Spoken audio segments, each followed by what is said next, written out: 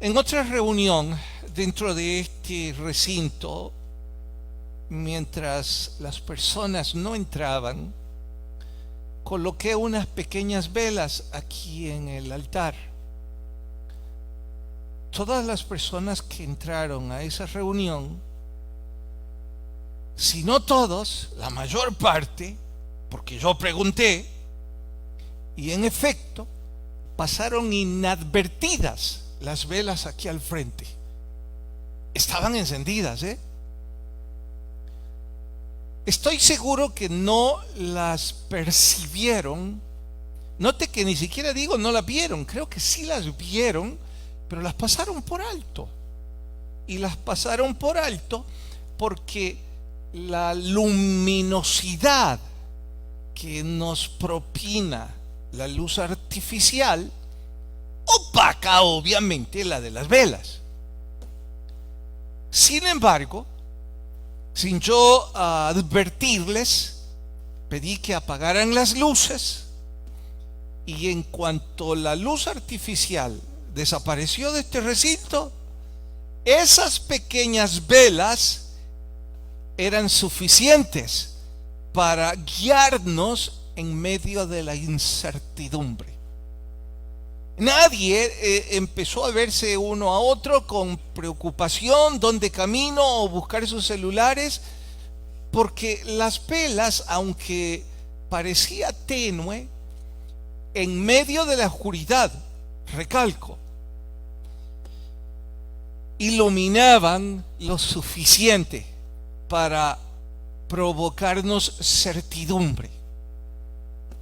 Inicio con este ejemplo porque en el pasaje que hoy vamos a estudiar fue un momento de la historia del pueblo hebreo en donde la injusticia, la inmoralidad, la idolatría había provocado, sin exagerar, sin sensacionalizar, pero ni un poco, una oscuridad horrenda.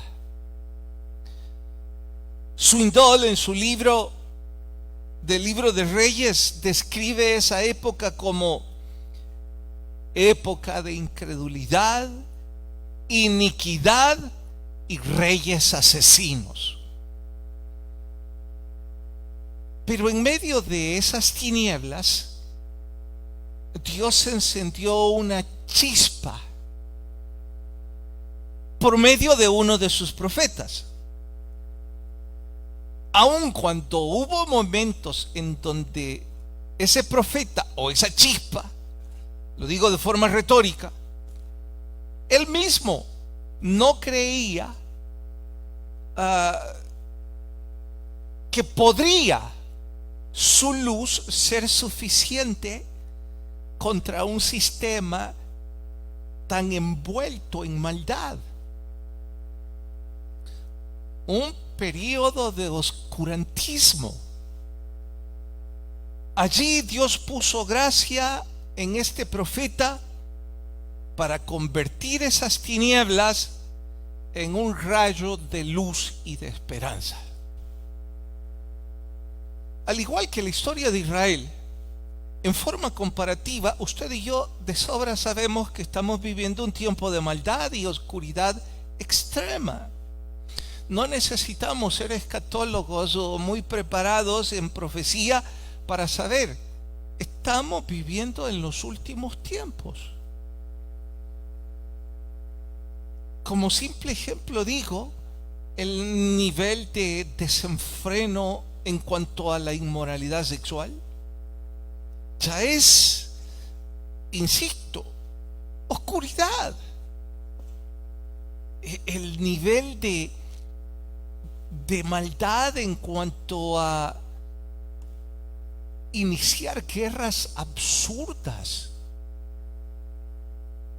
en donde parece que todo el mundo está esperando el momento para arremeter contra su vecino y disparar cuantas bombas puedan para asesinar. No solo hablo de la guerra en Europa, o ahora la guerra en Asia, parece que se va a trasladar también a Sudamérica, porque el excéntrico presidente Maduro advirtió ya a la Guyana que los va a invadir.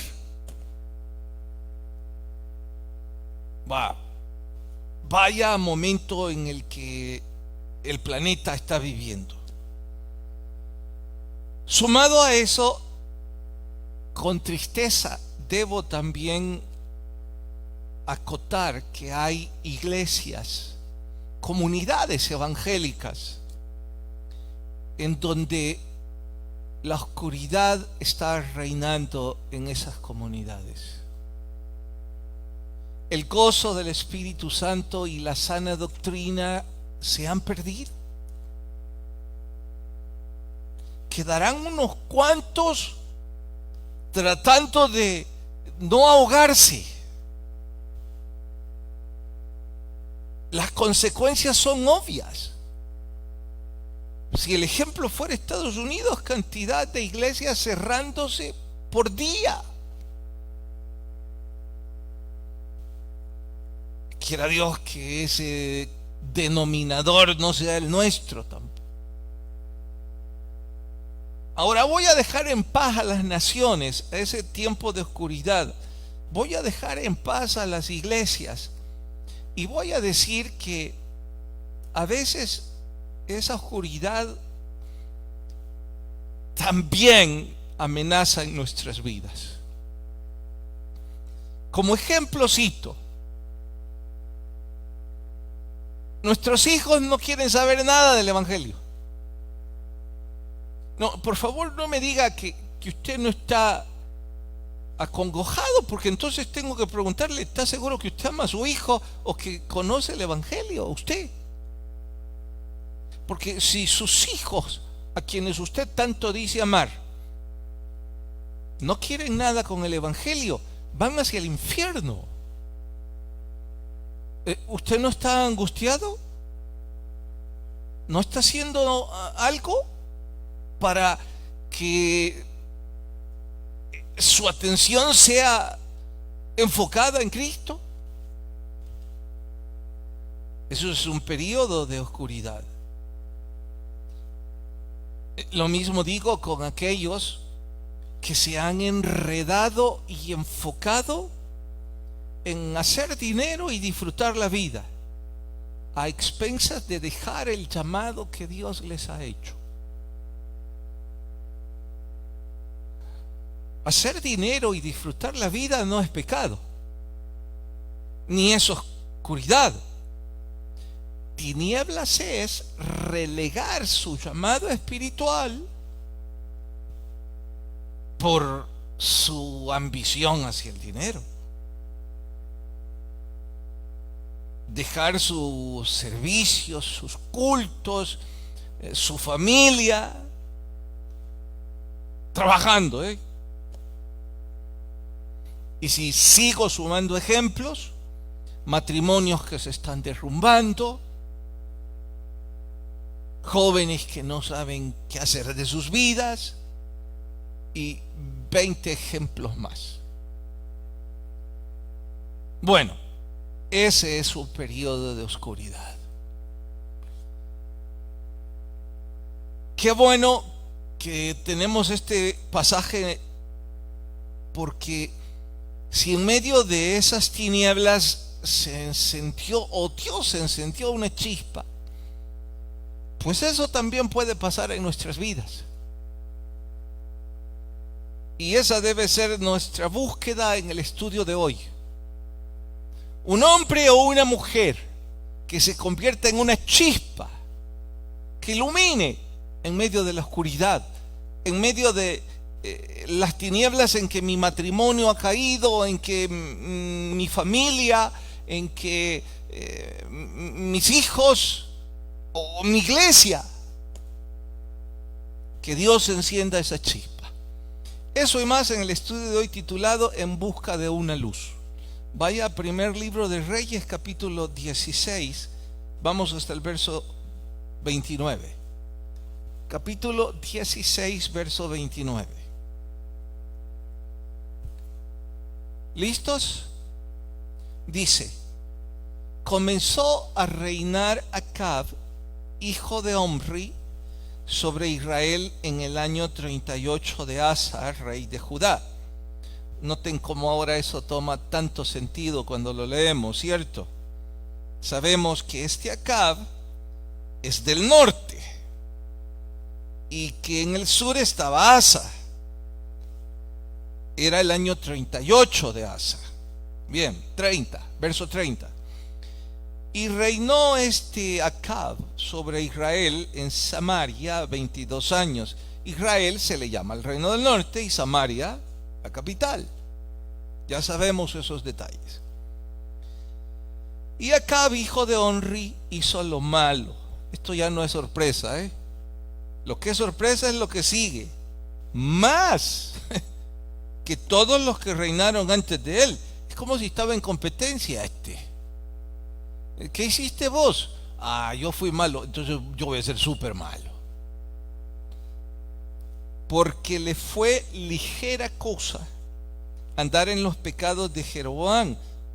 O sea, lo que había hecho su papá corrupto fue poco.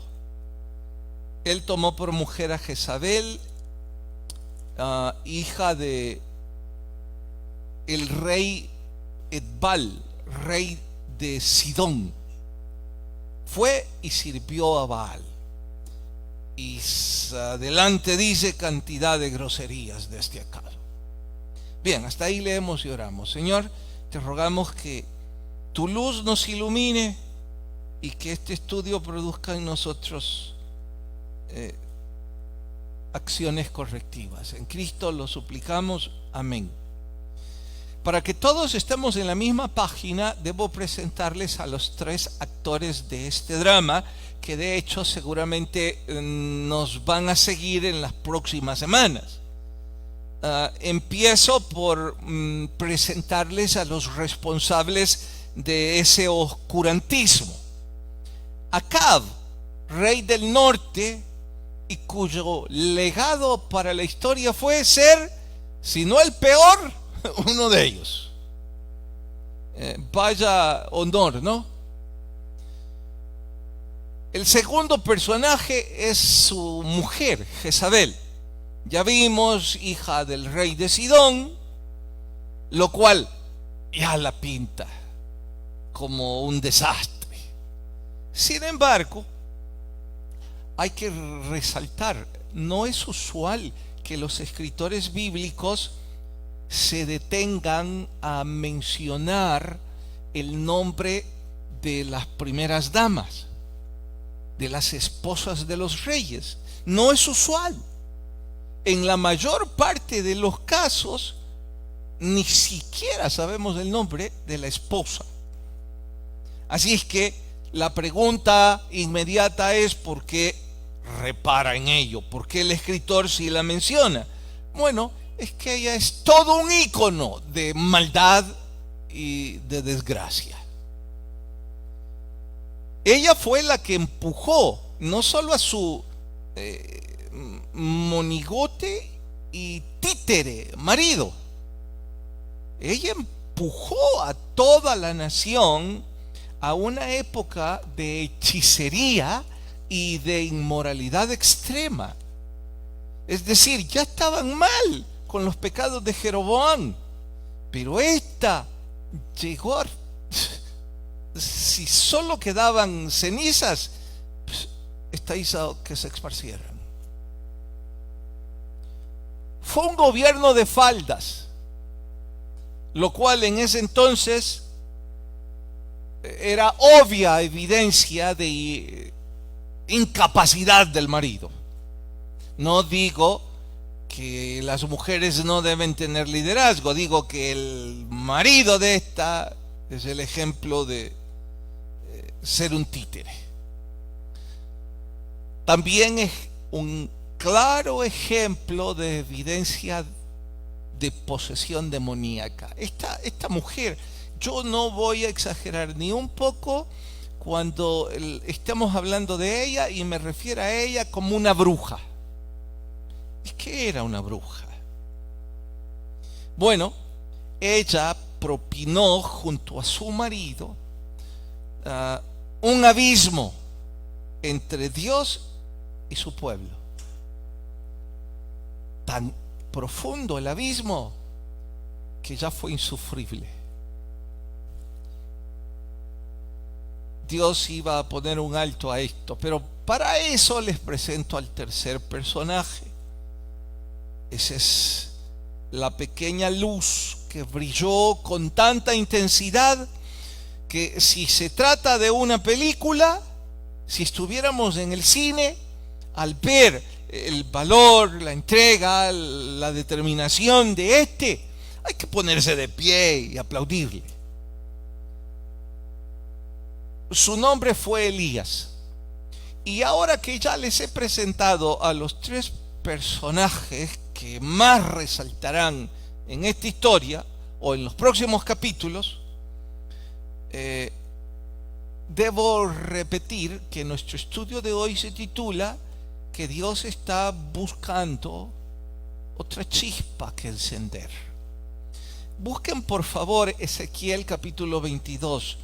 Tengo que ir ahí, no porque haya sido contemporáneo, o quizás sí, no es importante, sino porque hay un verso que enamora alrededor de esta historia. Ezequiel capítulo 22. Los que están en el control de lectura recordarán que recién terminamos de estudiar Ezequiel y cuántos versículos hermosos tiene ese profeta. Este es uno de ellos. Capítulo 22, ¿lo tienen? Vamos hasta el verso 30. Aquí va a hablar Dios. Dice Dios, 22, 30.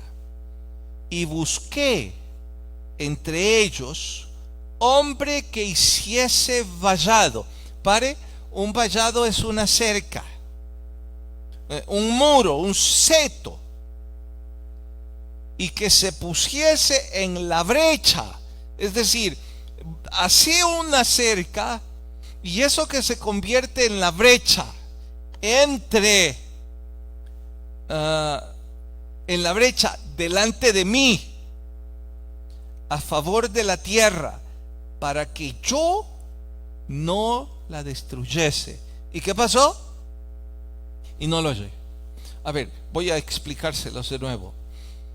Dice Dios, estoy buscando uno que tenga el coraje, una que tenga el valor, la determinación, la entrega, la humildad de dejarse usar como una chispa. Estoy buscando uno que tenga las agallas de ponerse aquí, en este vallado, y que se ponga enfrente de mí y que diga, no destruyas, aquí estoy yo, úsame para yo ser luz en medio de estas tinieblas. Pero el mismo profeta dice que no lo encontró.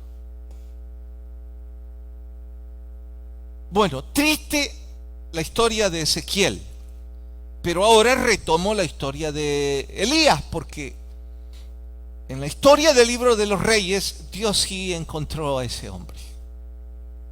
Y esto me sirve a mí para decir que Dios siempre ha estado buscando hombres o mujeres como Elías. Y cuidado, usted dice, pero es que Elías es un gigante, ¿cómo pensar en identificarnos con él? No, se equivoca.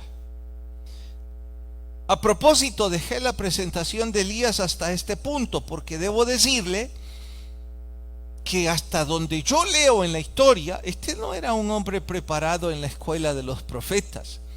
No tenía abolengo religioso de alcurnia. No pertenecía a ninguna casta sacerdotal. Hasta donde yo leo no era levita. Bueno, el colmo, pues, lo único cierto es que sabemos poco o nada de él. Así es que si yo aquí digo que era un don nadie, no estoy exagerando nada. De esos pocos detalles que sí sabemos, es que venía de Tisbe, en la región de Galaad, pero sorpréndase, sabe que los historiadores aún no logran identificar dónde estaba ubicado Tisbe. Eso grita que era un pueblo, una aldea tan insignificante que los mapas ni siquiera la relacionan. Independientemente de Tisbe, la región de Galaad es una región, o era una región rústica, tosca, inclemente, sin la sofisticación de las ciudades cosmopolitas. Así que alguien que se ha criado toda su vida en un pueblo, en una aldea así, en este contexto,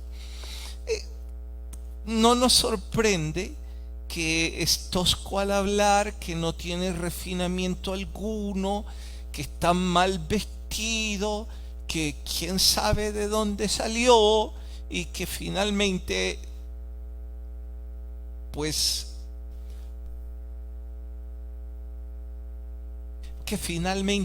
es un don nadie. Ahora, no sean severos conmigo, no piensen que yo estoy humillando a este gigante o descalificándolo. Yo estoy diciendo, y aunque antes no lo resalté, que a mí me alegra saber que Elías era un don nadie. Porque si lo veo con esa perspectiva, pues yo soy otro don nadie, salido de ningún sitio importante, que si un día de estos llego a tener el coraje para aceptar el llamado de Dios, si llego a tener la valentía y el entusiasmo de pararme ahí entre Dios y lo que está para pasar y decirle: Dios, por favor, déjame ser yo esa chispa. Bueno, cuando pienso que Elías es un don nadie, a lo mejor tengo alguna posibilidad yo también. Y es una manera de decirles a todos que usted y yo también tenemos esa muy cierta posibilidad. Es probable que en derredor suyo los que están en esa oscuridad le rechazan. Sus hijos que no creen ni quieren nada del Evangelio piensan que usted es un hombre sin mayor preparación, religioso, ya entrado en años, que lo que quieran creer, y a lo mejor alguna razón tengan.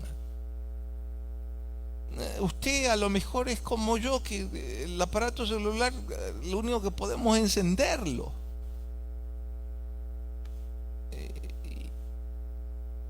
A lo mejor ellos creen que usted, pues, ¿qué consejo les puede dar o qué luz puede ser? Lo mismo su pareja, lo mismo sus compañeros de trabajo, o porque usted es muy joven o porque es muy viejo, o porque es poco talentoso. Oiga, usted tiene muchas posibilidades de ser esa chispa que el Espíritu Santo use para iluminar en medio de la oscuridad de su matrimonio, de sus hijos, de su trabajo. Pero hay que prestar atención a este segundo punto. ¿Cuál? Los métodos de Dios suelen ser diferentes a los nuestros. ¿Y saben qué? Me atrevo, si ustedes me empujan, me atrevo a decir que casi siempre los métodos de Dios son diferentes a los nuestros. Es que Dios no levantó un ejército para derrocar a Acab y a Jezabel. No buscó a alguien con casta sacerdotal o con un linaje levítico y con una facilidad de expresión. Bueno, ¿saben qué? Ni siquiera le hizo saber, sino hasta tiempo después, que habían muchos más como él que estaban listos para pararse al frente. Si mal no recuerdo, fueron 7,000 que no habían doblado sus rodillas ante la idolatría de la bruja. Y el pobre Elías en ese punto creía que él estaba solo. Ya les he dicho, los métodos de Dios suelen ser muy diferentes a los nuestros.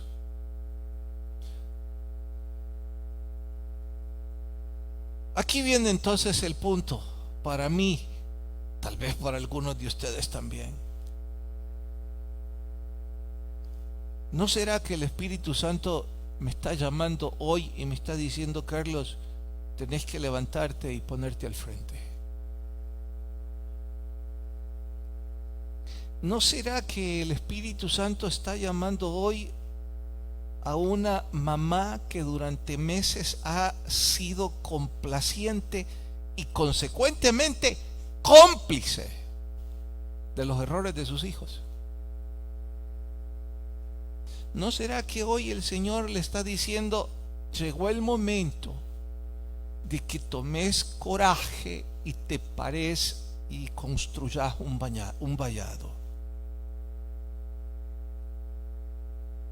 ¿No será que el Espíritu Santo está ocupando esta historia para decirle a usted, jovencito,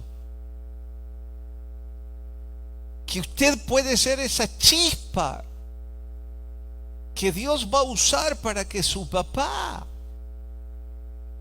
que está llevando una vida de tumbo en tumbo, y su papá sea iluminado con la luz de Cristo en usted?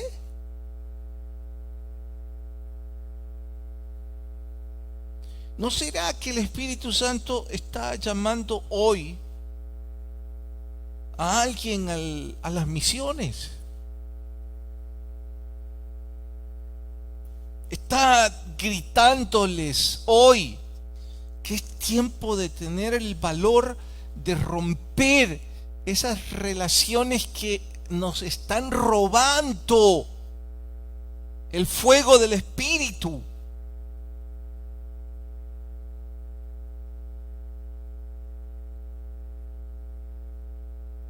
Y si resumo, digo,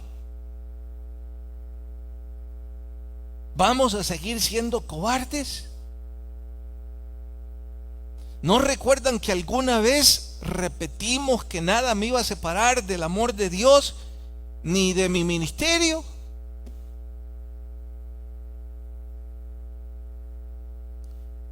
Quizás por eso yo no me canso de insistirles que saber el propósito que Dios tiene para nuestras vidas es punto de honor.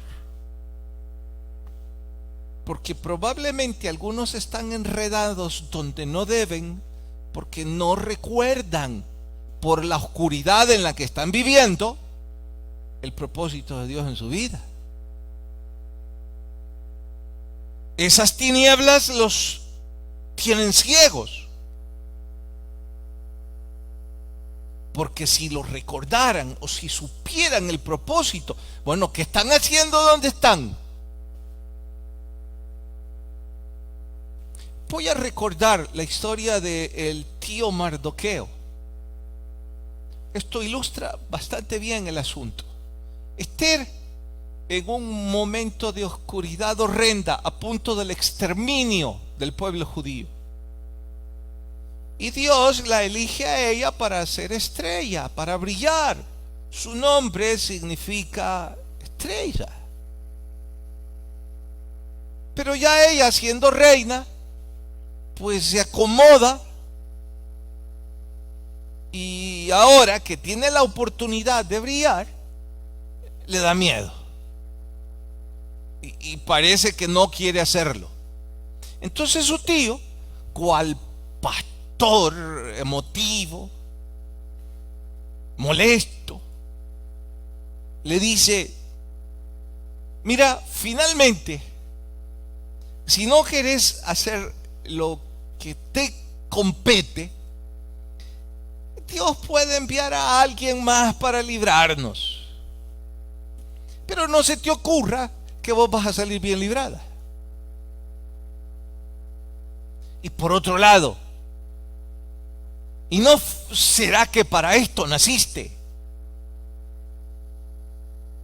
Bueno, entonces ahora yo me tengo que sentar en la silla de esa reina y escuchar al tío Mardoqueo que me está gritando.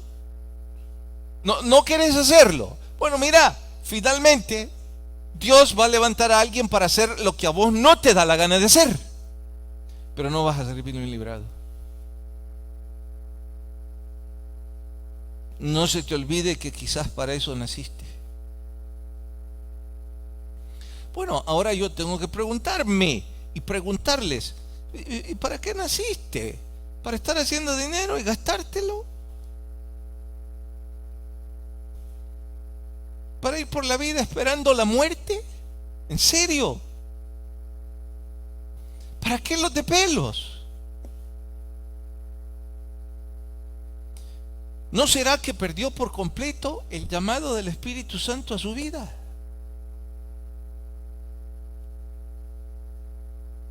Es un buen momento para preguntárnoslo. Algunos parece que han caído en la cama, en el sueño, en la diversión recurrente, en el paseo, en la procrastinación, dejar todo para mañana o la otra semana. No, pastor, el otro año vuelvo.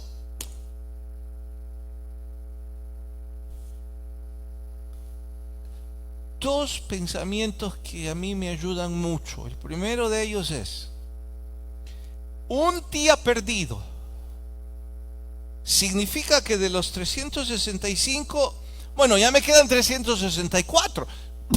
Perdón.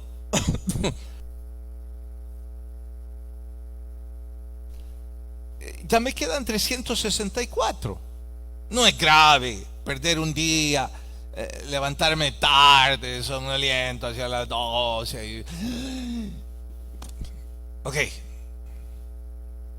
Si usted un poquito presta atención a eso, perder un día se suma a que después perdiste 2, a que después te acostumbraste a perder 5. Bueno, a este punto del año, revisen cuántos días se han quedado dormidos, sin una vida de disciplina. Revisen. Yo no me canso de decirles, y lo seguiré diciendo a todos los muchachos cuando se gradúan de Patmos: mire, mientras están en Patmos tienen una vida, creo que se levantan a las 5, a las 5:30, se ejercitan, antes de comer ya han leído la palabra del Señor, ya han tenido su devocional, sus cuerpos se ven saludables. Una vez salen de ahí, escribo a las 9:30 de la mañana: ¿dónde estás? Dormido. Por Dios, qué inutilidad de vida. ¿Por qué? Dejando para mañana. Cada día que pierdo sin disciplina es un día que me arrastra a la improductividad. Con tantas cosas que hay que hacer en esta vida, con tantas cosas que se pueden aprender, con tanto en lo que me puedo involucrar.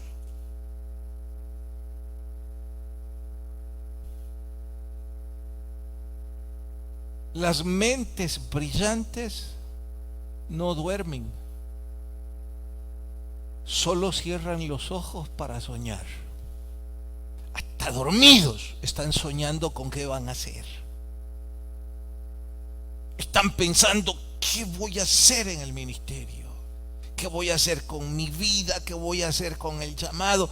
Mira, alguna vez Dios te puso aquí en este grupo de músicos y ahí estás ahí sentado criticando a estos porque desentonó. No era en do, era en mi menor.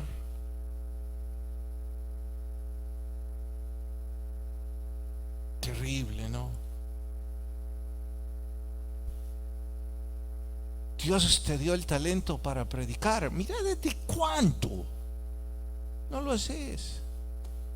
¿Desde cuándo no llevas a alguien a los pies de Cristo? ¿Desde cuándo no evangelizas a nadie? ¿Desde cuándo no lees un libro? Vamos, al salir de aquí, platiquemos de esa vida disciplinada. Contame tu último libro. Contame el nombre de tu último evangelizado. Contame el desempeño de tu último deseo de superarte en cualquier área de la vida. Cuénteme cómo su matrimonio está prosperando, cómo su esposo está buscando al Señor a través de usted o su esposa. No tenemos excusa para todo. En lugar de ponernos como vallado. Bueno, la pregunta esta noche, ¿será que Dios va a encontrar a alguien aquí?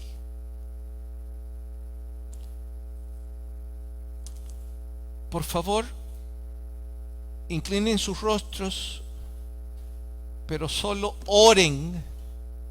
Aquellos de ustedes a quienes creen el Señor les habló que ustedes deben ponerse de pie, no aquí, en sus vidas, y ser esa luz que ilumina en la oscuridad de su familia o de su negocio, donde quiera usted está. Que allí en ese grupo de amigos ahora dicen, wow, mira, este ya no dice palabras sucias. Eso es ser luz. Eso es tomar determinaciones que honren a Dios.